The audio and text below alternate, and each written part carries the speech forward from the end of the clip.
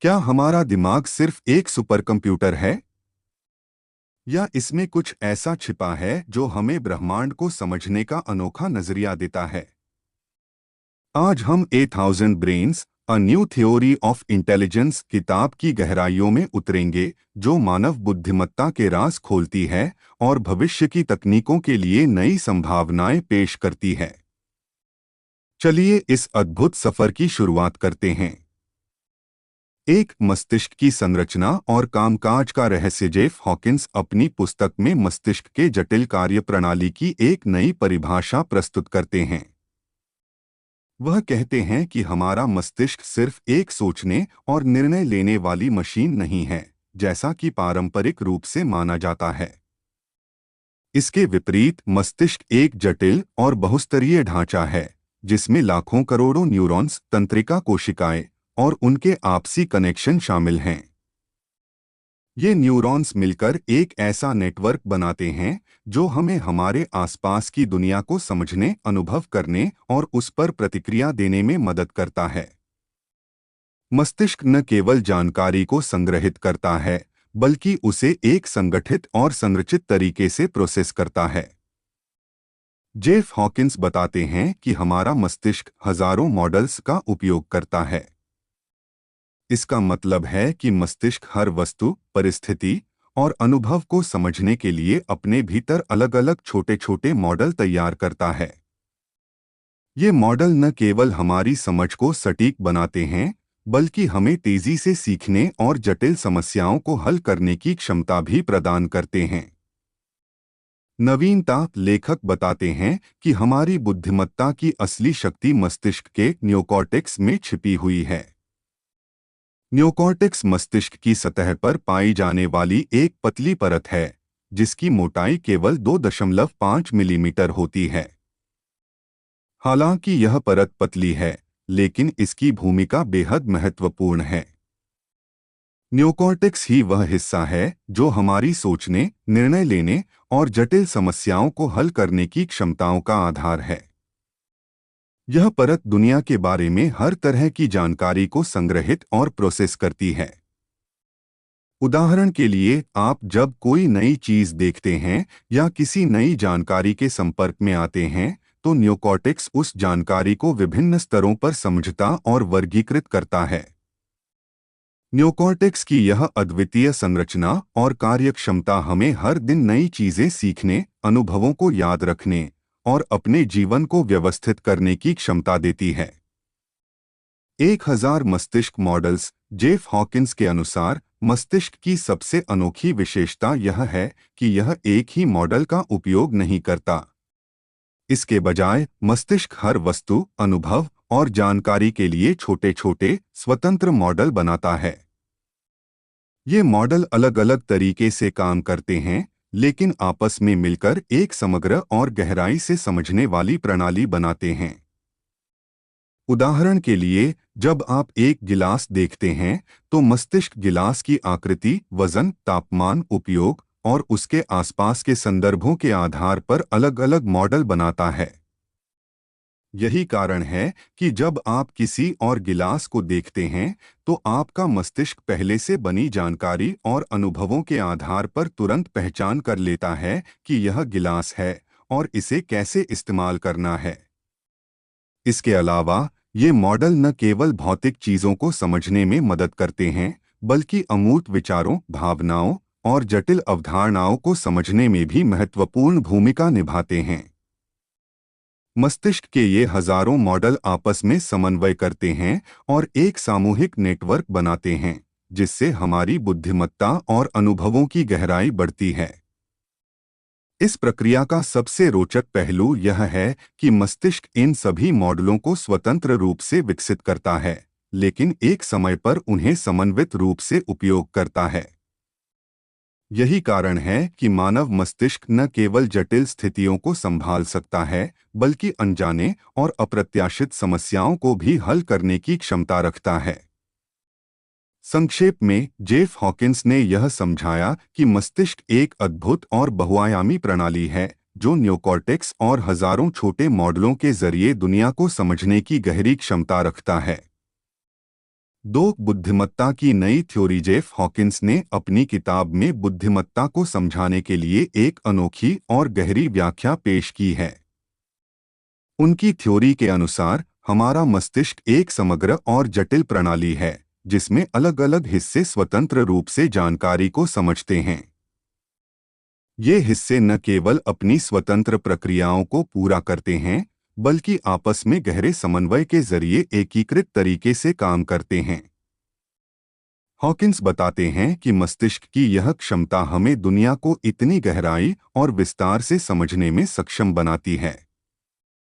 उदाहरण के लिए, जब आप एक कप को पकड़ते हैं तो आपका मस्तिष्क केवल सतही स्तर पर उसके आकार, बनावट या तापमान को महसूस नहीं करता।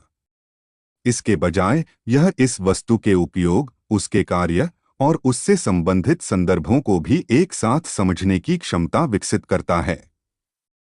यह सब कैसे संभव होता है? इसका उत्तर मस्तिष्क की फ्रैक्शनल इंटेलिजेंस या खंडित बुद्धिमत्ता में छिपा है। इसका मतलब यह है कि मस्तिष्क का हर हिस्सा अपनी विशेष भूमिका निभाता है। जैसे सेंसरी एरिया, मस्तिष्क के कुछ हिस्से कप का आकार, तापमान और वजन जैसी भौतिक विशेषताओं को महसूस करते हैं। कॉर्टेक्स, नियोकॉर्टेक्स जैसे हिस्से वस्तु के उद्देश्य और कार्य को समझते हैं। मेमोरी, मस्तिष्क के स्मृति वाले हिस्से इस अनुभव को पहले से देखे गए या सीखे गए अनुभवों से जोड़ते हैं। यह सब जानकारी एक साथ मिलकर हमें न केवल कप को पहचानने बल्कि यह समझने में भी मदद करती है कि इसे किस तरह से इस्तेमाल किया जाना चाहिए। मस्तिष्क की यह प्रक्रिया हमारी जटिल सोच की ताकत को दर्शाती है। जब आप एक समस्या को हल करने की कोशिश करते हैं तो आपका मस्तिष्क विभिन्न संदर्भों, अनुभवों और जानकारी के टुकड़ों को जोड़कर एक समाधान तैयार करता है। यही कारण है कि इंसान जटिल समस्याओं को हल करने, रणनीतियां बनाने और रचनात्मक सोच विकसित करने में सक्षम है। उदाहरण के लिए, यदि आप एक पहेली हल कर रहे हैं तो आपका मस्तिष्क निम्नलिखित काम करता है। एक, समस्या को छोटे छोटे हिस्सों में तोड़ता है। दो, हर हिस्से के लिए संभावित समाधान सोचता है। तीन, अंत में सभी हिस्सों को समन्वित करता है और एक समग्र समाधान तैयार करता है। मुख्य विचार, जेफ हॉकिंस का यह दृष्टिकोण हमें बुद्धिमत्ता को एक नए तरीके से समझने का अवसर देता है। वह मानते हैं कि बुद्धिमत्ता केवल जानकारी को याद रखने की क्षमता तक सीमित नहीं है। यह उससे कहीं अधिक जटिल और बहुआयामी प्रक्रिया है। बुद्धिमत्ता की असली परिभाषा जानकारी को इकट्ठा करना, उसे संरचित तरीके से प्रोसेस करना और उसे नए संदर्भों और परिस्थितियों में लागू करना। इसका मतलब यह है कि एक बुद्धिमान मस्तिष्क केवल रटेटाए उत्तर देने तक सीमित नहीं होता। वह मौजूदा जानकारी का उपयोग करके नए और अनदेखे संदर्भों में समाधान तैयार कर सकता है। यही प्रक्रिया हमें न केवल सीखने बल्कि सीखने के अनुभव को जीवन के हर हिस्से में लागू करने की ताकत देती है। हॉकिंस की थ्योरी का महत्व, उनकी थ्योरी यह साबित करती है कि बुद्धिमत्ता का अर्थ केवल सूचना को संग्रहित करना नहीं है। असली बुद्धिमत्ता तब प्रकट होती है जब हम अपने ज्ञान का इस्तेमाल नए संदर्भों, चुनौतियों और समस्याओं के समाधान के लिए करते हैं। उदाहरण के लिए, जब एक वैज्ञानिक किसी नई खोज पर काम करता है तो वह अपने पुराने ज्ञान और अनुभवों का उपयोग करके नई परिस्थितियों में तर्क विकसित करता है। हॉकिंस का यह दृष्टिकोण न केवल मानव मस्तिष्क की शक्ति को उजागर करता है बल्कि यह भी दिखाता है कि कृत्रिम बुद्धिमत्ता (एआई) को मानव बुद्धिमत्ता के स्तर तक ले जाने के लिए किस प्रकार की प्रक्रियाओं की आवश्यकता है। जेफ हॉकिंस की थ्योरी हमें यह सिखाती है कि बुद्धिमत्ता का असली अर्थ केवल याददाश्त या जानकारी नहीं है। असली बुद्धिमत्ता उस क्षमता में निहित है जो हमें नई परिस्थितियों को समझने, उनका विश्लेषण करने और उनके लिए अनुकूल समाधान तैयार करने में सक्षम बनाती है। यही हमारी जटिल सोच और समस्या समाधान की असली ताकत है। 3. कृत्रिम बुद्धिमत्ता का भविष्य। जेफ हॉकिंस अपनी पुस्तक में कृत्रिम बुद्धिमत्ता एआई के विकास पर गहराई से चर्चा करते हैं। उनका मानना है कि आज की एआई प्रौद्योगिकी अपनी वर्तमान स्थिति में केवल प्रारंभिक चरण में है और इसे सच्चे अर्थों में विकसित होने के लिए मानव मस्तिष्क की कार्यप्रणाली से प्रेरणा लेने की आवश्यकता है। लेखक बताते हैं कि आज की एआई मुख्यतः डेटा पर आधारित होती है। इसका मतलब यह है कि मौजूदा एआई तकनीक बड़ी मात्रा में डेटा को प्रोसेस करके उसमें से पैटर्न्स निकालती है और उन पैटर्न्स के आधार पर निर्णय लेती है। हालांकि यह तरीका सीमित है। इसका कारण यह है कि मानव मस्तिष्क केवल डेटा पर निर्भर नहीं करता। इसके विपरीत मस्तिष्क संदर्भ, कॉन्टेक्स्ट और तर्क, रीजनिंग का उपयोग करता है। मस्तिष्क अलग अलग स्थितियों में मौजूद जानकारी को संदर्भ के आधार पर समझता है और फिर उसका उपयोग नए और जटिल समस्याओं को हल करने के लिए करता है। एआई और मानव मस्तिष्क का अंतर। एक, डेटा पर निर्भरता बनाम तर्क पर निर्भरता। मौजूदा एआई सिस्टम का विकास इस आधार पर किया गया है कि वह बड़ी मात्रा में डेटा का उपयोग करके पैटर्न्स की पहचान करे। उदाहरण के लिए, अगर एआई को हजारों तस्वीरें दी जाती हैं जिनमें कुत्तों की छवियां होती हैं, तो वह इन तस्वीरों से यह पहचानने की क्षमता विकसित करता है कि अगली तस्वीर में कुत्ता है या नहीं। इसके विपरीत मानव मस्तिष्क केवल पैटर्न्स को नहीं देखता, यह संदर्भ को समझता है और यह अनुमान लगाता है कि तस्वीर में दिखने वाला कुत्ता किस स्थान पर है, उसका व्यवहार कैसा हो सकता है और तस्वीर का उद्देश्य क्या हो सकता है। मस्तिष्क हमेशा तर्क और संदर्भ के आधार पर काम करता है, जो एआई को मौजूदा स्थिति में पूरी तरह से नसीब नहीं है। 2. समानता और अनुकूलता का अभाव। एआई केवल उन्हीं समस्याओं को हल कर सकता है जिनके लिए उसे प्रशिक्षित किया गया है। उदाहरण के लिए, एक चैटबॉट को केवल उन सवालों के जवाब देने की क्षमता है जिनका डेटा उसके सिस्टम में पहले से मौजूद है। इसके विपरीत मानव मस्तिष्क अज्ञात और अप्रत्याशित स्थितियों के लिए भी खुद को अनुकूलित कर सकता है। मस्तिष्क हजारों मॉडल्स बनाता है जिनका उपयोग वह नई समस्याओं को हल करने और जटिल स्थितियों को संभालने में करता है। भविष्य की एआई का स्वरूप। लेखक का मानना है कि एआई को वास्तविक प्रगति के लिए मस्तिष्क के हजारों मॉडल्स जैसी कार्यप्रणाली को अपनाना होगा। इसका मतलब यह है कि भविष्य की एआई को डेटा पर आधारित होने के बजाय तर्क, संदर्भ और अनुकूलता एडैप्टेबिलिटी को अपनाने की आवश्यकता होगी। हॉकिंस के अनुसार एआई को केवल बड़ी मात्रा में डेटा प्रोसेस करने के बजाय यह सीखना चाहिए। एक, संदर्भ को समझना। एआई को यह समझने की जरूरत होगी कि किसी जानकारी का मतलब क्या है और वह किस परिस्थिति में उपयोगी हो सकती है। उदाहरण, अगर एआई किसी मरीज के स्वास्थ्य रिकॉर्ड का विश्लेषण कर रहा है, तो उसे न केवल रिकॉर्ड को पढ़ना चाहिए बल्कि यह भी समझना चाहिए कि उस रिकॉर्ड का संबंध मरीज की वर्तमान स्थिति से कैसे है। 2. तर्क आधारित निर्णय। मानव मस्तिष्क की ताकत इस बात में है कि वह केवल याद की गई जानकारी का उपयोग नहीं करता, वह तर्क के आधार पर नई स्थितियों का विश्लेषण करता है। भविष्य की एआई को भी इस क्षमता को अपनाना होगा। उदाहरण, एक स्वचालित वाहन सेल्फ ड्राइविंग कार को केवल सड़क के संकेत पढ़ने में सक्षम होने के बजाय यह तर्क करना चाहिए कि अचानक बदलती ट्रैफिक स्थितियों में सबसे सुरक्षित निर्णय क्या होगा। 3. अनुकूलता। मस्तिष्क की सबसे बड़ी विशेषता उसकी अनुकूलता है। यह नई जानकारी को तुरंत अपनाने और उसके आधार पर अपनी प्रक्रियाओं को बदलने में सक्षम है। एआई को भी इस तरह की अनुकूलता विकसित करनी होगी। उदाहरण, एक एआई सिस्टम जो किसी भाषा को अनुवाद करता है, उसे नई शब्दावली और मुहावरों को बिना नए डेटा सेट के प्रशिक्षित हुए खुद से सीखना आना चाहिए।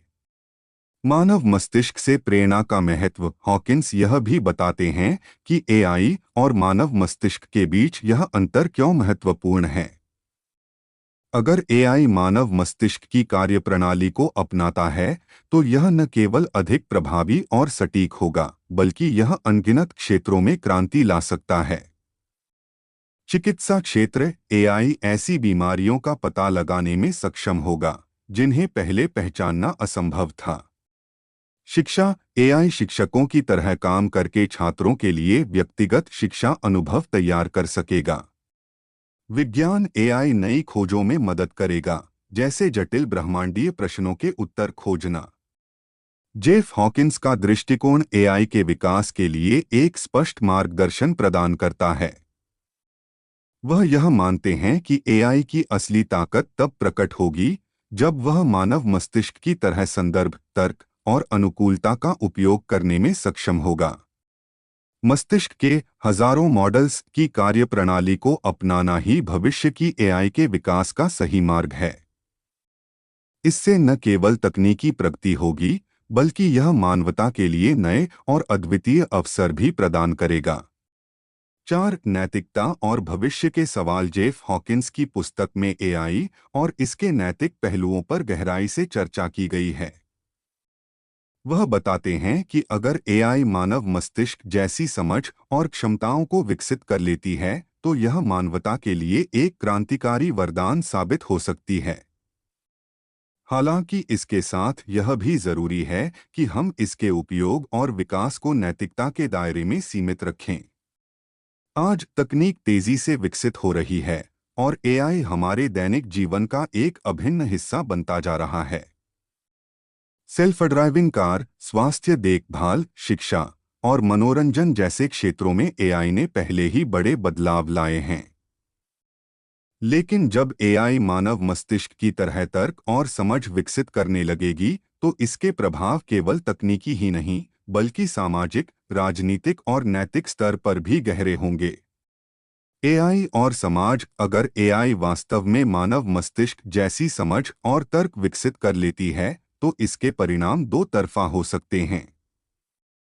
यह मानवता के लिए वरदान भी बन सकती है और अभिशाप भी। एक एआई का वरदान, समस्याओं का समाधान। एआई का उपयोग ऐसी समस्याओं को हल करने में किया जा सकता है जिनके लिए मानवता अब तक कोई उत्तर नहीं ढूंढ पाई है। उदाहरण कैंसर जैसी जटिल बीमारियों का इलाज खोजना, पर्यावरणीय संकटों को हल करना और शिक्षा को हर कोने तक पहुंचाना।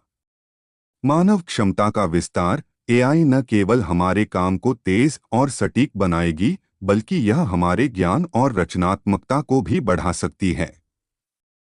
उदाहरण वैज्ञानिक खोजों में तेजी लाना, अंतरिक्ष अनुसंधान को नई ऊंचाइयों तक पहुंचाना। 2 एआई का अभिशाप, नौकरियों पर खतरा। जब एआई इंसानों के तर्क और निर्णय लेने की क्षमता को पार कर जाएगी तो यह बड़ी संख्या में नौकरियों को समाप्त कर सकती है। सत्तावादी नियंत्रण अगर एआई का उपयोग अनैतिक उद्देश्यों के लिए किया गया तो यह समाज में असमानता, निगरानी और नियंत्रण को बढ़ावा दे सकती है। उदाहरण सरकारें या निजी कंपनियां एआई का उपयोग बड़े पैमाने पर निगरानी और जनसंख्या के नियंत्रण के लिए कर सकती हैं। निर्णय लेने में पक्षपात यदि एआई को प्रशिक्षित करने वाले डेटा में पहले से ही पक्षपात या असमानता मौजूद है तो एआई के निर्णय भी पक्षपाती हो सकते हैं। नैतिकता का महत्व जेफ हॉकिंस का मानना है कि एआई के प्रभाव को सकारात्मक बनाए रखने के लिए इसे नैतिकता के दायरे में सीमित करना बेहद जरूरी है। नैतिकता न केवल एआई के उपयोग को नियंत्रित करेगी बल्कि यह भी सुनिश्चित करेगी कि इसका उपयोग मानवता की भलाई के लिए किया जाए। एक एआई का नैतिक विकास एआई को ऐसे सिद्धांतों पर आधारित होना चाहिए जो मानव मूल्यों, समानता और न्याय का पालन करें। इसे यह सिखाया जाना चाहिए कि तर्क और समझ का उपयोग केवल लाभकारी उद्देश्यों के लिए किया जाए। 2 मानव केंद्रित दृष्टिकोण एआई के विकास और उपयोग में इंसानों की भूमिका प्राथमिक होनी चाहिए। इसका मतलब है कि एआई को केवल इंसानों की सहायता के लिए डिजाइन किया जाना चाहिए, न कि उन्हें प्रतिस्थापित करने के लिए। उदाहरण, एआई का उपयोग डॉक्टरों के काम को सरल बनाने या निर्णय लेने में मदद करने के लिए किया जाना चाहिए, लेकिन मरीजों के इलाज की पूरी जिम्मेदारी एआई को नहीं सौंपी जानी चाहिए। 3. नियामक और कानूनी ढांचा। सरकारों और अंतर्राष्ट्रीय संगठनों को एआई के विकास और उपयोग को नियंत्रित करने के लिए मजबूत नियम और कानून बनाने चाहिए। यह सुनिश्चित किया जाना चाहिए कि एआई का उपयोग केवल उन उद्देश्यों के लिए हो जो समाज और पर्यावरण के लिए लाभकारी हैं। भविष्य के सवाल। लेखक कुछ महत्वपूर्ण प्रश्न उठाते हैं जिन पर विचार करना आवश्यक है। 1. एआई और स्वतंत्रता। जब एआई इंसानों के बराबर या उनसे भी अधिक बुद्धिमत्ता विकसित कर लेगी, तो क्या हमें इसे निर्णय लेने का अधिकार देना चाहिए? उदाहरण, क्या एआई को कानून बनाने या न्याय देने जैसी संवेदनशील जिम्मेदारियां सौंपी जानी चाहिए? 2. एआई और गोपनीयता। एआई के व्यापक उपयोग से व्यक्तिगत गोपनीयता को खतरा हो सकता है। क्या हमें ऐसे नियम बनाने चाहिए जो एआई को अनावश्यक डेटा संग्रह से रोकें? उदाहरण, सोशल मीडिया प्लेटफॉर्म्स का उपयोग करके एआई हमारी निजी जानकारी का दुरुपयोग कर सकता है। 3. एआई और समानता। क्या एआई के उपयोग से समाज में असमानता बढ़ेगी? उदाहरण, केवल अमीर और शक्तिशाली लोग ही एआई की तकनीक का उपयोग कर सकते हैं, जिससे गरीब और मध्यम वर्ग पीछे रह जाएंगे। जेफ हॉकिंस ने यह स्पष्ट किया है कि एआई का भविष्य केवल तकनीकी प्रगति पर निर्भर नहीं करता, बल्कि यह इस बात पर निर्भर करता है कि हम इसे कैसे नैतिक और नियंत्रित तरीके से विकसित करते हैं। अगर एआई को मानवता के लाभ के लिए सही तरीके से डिजाइन किया गया और उपयोग किया गया, तो यह हमारे जीवन को बेहतर बना सकती है। लेकिन अगर इसे बिना नैतिक नियंत्रण के विकसित किया गया, तो यह समाज में बड़े पैमाने पर समस्याएं पैदा कर सकती है। इसलिए यह हम पर निर्भर करता है कि हम एआई के विकास और उपयोग को इस तरह से मार्गदर्शित करें जो समाज और पर्यावरण के लिए लाभकारी हो और साथ ही नैतिकता और न्याय के सिद्धांतों का पालन करे। तो दोस्तों, 1000 ब्रेन्स ने हमें सिखाया कि हमारा मस्तिष्क कितना अनोखा और शक्तिशाली है। क्या आपको लगता है कि एआई हमारे मस्तिष्क की बराबरी कर सकती है? अपनी राय कमेंट में ज़रूर बताएं और इस तरह की और दिलचस्प किताबों के लिए चैनल को सब्सक्राइब करें।